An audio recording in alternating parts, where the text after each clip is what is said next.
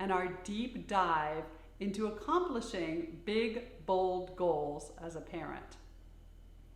Just-in-time feedback helps us stay present and propels us forward. In life, we need to know what we're doing. We talked about clear goals last time, but we also need to know how we might do that better. Just-in-time feedback. In order to get the most out of feedback, we need to be present in the activities that we're doing throughout the day. How present are you in your day? Are you thinking about dinner plans or laundry commitments when you're watching your child play? Or thinking about what you're going to say next when chatting with other parents? We all do it, no shame.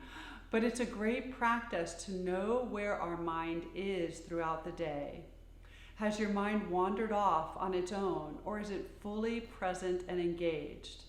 I encourage you to learn something new right along with your child and to seek out your own feedback to progress in those skills. Feedback not only helps us know what to do, but it helps us stay present because the flow of clear directional feedback prevents mind wandering elsewhere. Feedback doesn't remove the struggle from learning.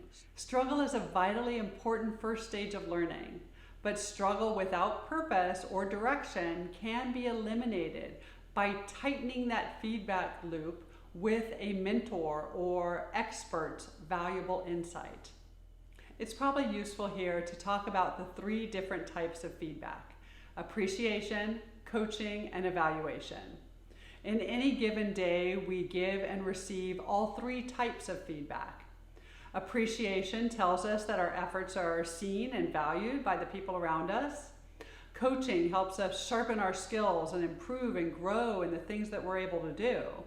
And evaluation tells us where we stand in relation to an expectation. There's a time and place for each of these. But the challenge is that there's often a mismatch between the kind of feedback wanted and the kind of feedback received. Sometimes in our lives, we really want appreciation from someone, and instead we get coaching or evaluation.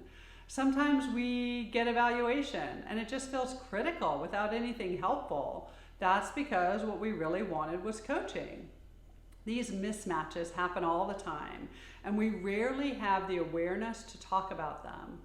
I don't know about you, but sometimes in our relationships with our spouse, the mismatch occurs frequently.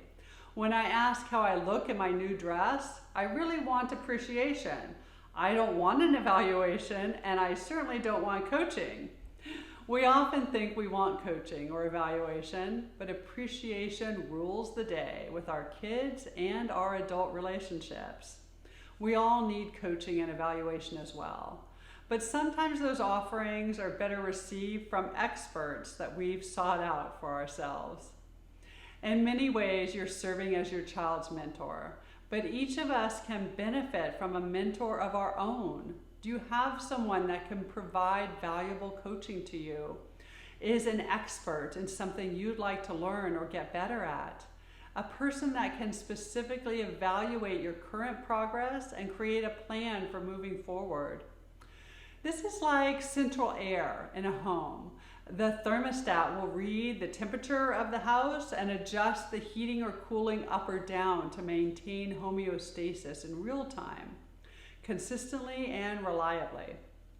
This type of coaching feedback is adaptive and individualized to provide just the right amount of challenge at just the right amount of time. This type of coaching feedback is adaptive and individualized to provide just the right amount of challenge at just the right time.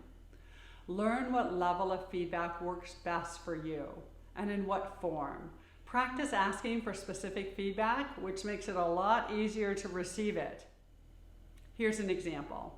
I might ask someone to rate a particular skill I'm working on a scale from 1 to 10.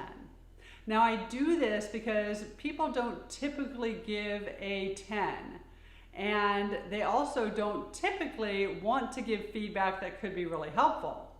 So when I ask for a number 1 to 10, I can then follow up that question with, how can I get closer to a 10? Then I get specific feedback. This helps me hear the feedback, and it helps my giver provide the coaching I want. Remember also that feedback isn't necessarily true. It's just another person's opinion, and we can take it or leave it. We can do what we think is most useful. When you think about creating a rich leisure life, what's something you want to learn? While practice is essential to help create strong links and long-term memory, so is feedback. If you'd like to learn how to give feedback successfully to your child, come join us in Bold Schoolers Blueprint. Until then, happy bold schooling.